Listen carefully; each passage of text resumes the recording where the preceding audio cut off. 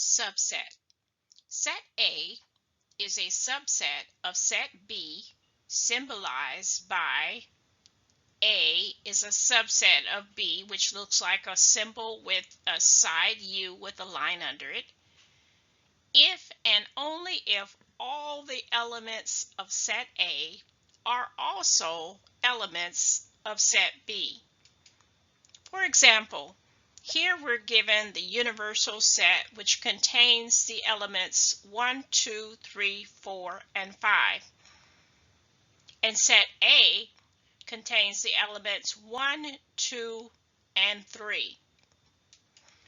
So since every element of set A is also an element of set U, A is called a subset of set U. In other words, A is a set that really comes from the universal set. And again, whenever you have a subset such as set A, every element of set A is also an element of set U. Let's do some examples and it'll make more sense. So determine whether set A is a subset of set B.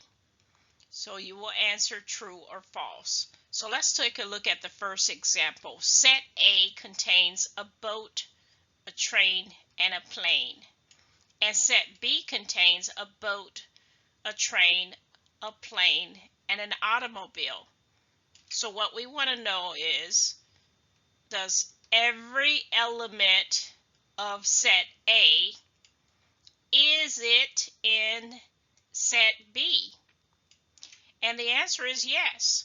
Set A has a boat, train, and a plane, and set B also has a boat, train, and a plane. Now, it does not matter that it has one additional element, an automobile. That does not matter. The definition is that every element of set A is also an element of set B. So we would say that A is a subset of set B. Let's take a look at the next example. Set A contains 1, 3, 5, and 7.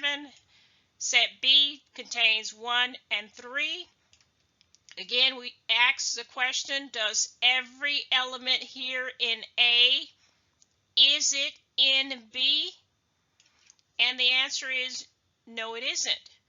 Set A has 1, 3, 5, and 7, 4 elements. Well, set B only has 2 of those elements, so it does not meet that definition or that criteria.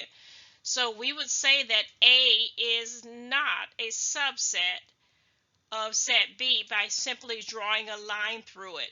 And again, your proof is all the elements in set A, they're not in set B. Okay, let's go to the next example. Set A contains the elements 1, 2, and 6. And let's see if set B has those same elements, 1, 2, and 6. Do they?